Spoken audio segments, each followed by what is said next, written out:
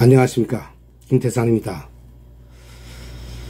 오늘은 자유를 한번 맛본 자들은 믿을 게 못돼 라는 내용으로 간단히 이야기를 하겠습니다. 다른 게 아니라 뉴스를 보니까니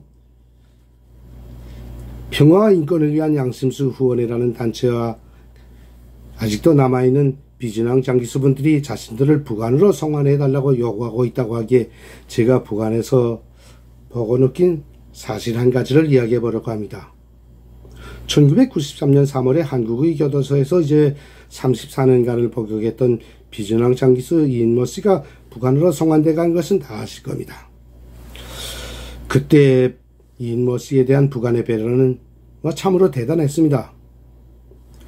최고급의 단독주택은 물론 최고의 김일성 훈장과 공화국 영웅 칭호까지 수여해 주었고, 신념과 의지의 화신이라고 부르면서 예술영화의 주인공으로까지 내세워 주었고, 또 그의 고향인 이제 양강도 파발리 소학교를 이인모 소학교로 명명했고, 김일성 가문과 동등하게 평양의 봉화진여소에서 치료받을 권한과 미국에까지 보내서 신병치료까지 해주었습니다.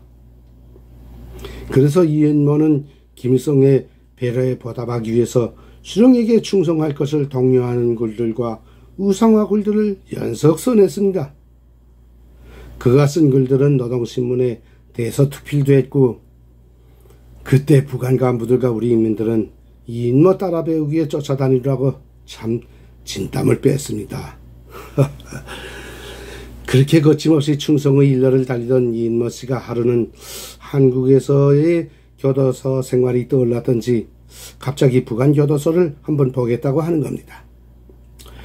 이인모가 요구하는 건 다 들어주라는 김정일의 지시가 사전에 있었던지라 간부들은 그를 데리고 사리원 국제교화소로 갔습니다. 사리원 국제교화소 하게 되면 죄를 지은 이제 외국인들과 항일투사 가족들, 그리고 비서국대장 이제 간부 가족들만 수감되는 그런 시설입니다. 나름대로 시설도 괜찮고 죄수들에 대한 대우도 좋아서 국제인권단체들이 북한의 교도소를 보자고 들어오게 되면 서슴없이 보여주는 것입니다. 휠체어에 몸을 맡긴 이인모 씨는 국제교화소를 돌아보는 전 기간 동안 굳은 표정으로 한마디의 말도 없었습니다. 아마도 사람 못 살 남조선에서 오랫동안 감옥살이를 한 이인모가 너무 좋아서 감동을 먹은 모양이라고 생각한 북한 간부들은 참관을 마치고 이인모 씨가 마당에 나오자 자신있게 다가가서 이인모 동지 돌아보신 소감이 어떻습니까? 하고 물었습니다. 한참 동안 말이 없던 이인모는 북한을 통째로 흔드는 핵폭탄 발언을 했습니다. 야, 내가 이런 것이었다면 나는 남조선에서 34년은 고사하고 3년 더 견디지 못했을 거야 하고 말입니다. 그 자리에 있던 간부들은 할 말을 잃고 멍하니 이인모 씨의 얼굴만 쳐다보았습니다. 그러는 그들을 남겨놓고 그는 온다 간다 소리도 않고 그것을 떠났습니다. 그때로부터 30분도 채 되기 전에 노동당과 보이부, 보안성 등 3개의 라인을 통해서 이인모의 발언 내용이 김정일에게 직보가 됐습니다. 그때 보고를 받은 김정일이는 분노해서 주먹으로 턱자를 내려치면서 역시 자유를 한번 맛본 자들은 절대로 믿을 게 못돼 하고 호통을 쳤습니다. 그때부터 이인모 씨는 수령님의 신임을 저버린 쓸모없는 고깃덩이 취급을 받으며 살다가 2007년 6월 어느 날 아무도 찾지 않는 속에서 고독한 생을 마쳤습니다. 이것이 바로 대한민국, 즉 이 자유를 버리고 평생 독재자에게 충성을 바쳤던 한 비진왕 장기수에게 주어진 쓸쓸한 인생의 말러였습니다. 그 후에 북한 독재자는 더는 입을 열지 못하는 그 이인모 씨의 시신을 애국 열사령에 가져다 안치하고 마치도 장기수들을 위하는 뜻이 지금도 쇼를 하고 있습니다. 물론 그 사건이 있은 후부터 얼마 후에 2000년도 9월에 송환된 63명의 장기수들은 선발된 한두 명의 선전용을 제외하고는 나머지는 일반 시민들과 같이 600g의 쌀 배급을 받으면서 배정되는 몇 가지 생활 필수품에만 의존해서 자유가 없는 하루하루를 지금도 살아가고 있습니다. 장기수들이 북한에 들어가서 가족들에게 해줄 건 아무것도 없습니다. 오히려 편하게 살아가던 가족들에게 의심과 감시만 따르게 할 뿐입니다.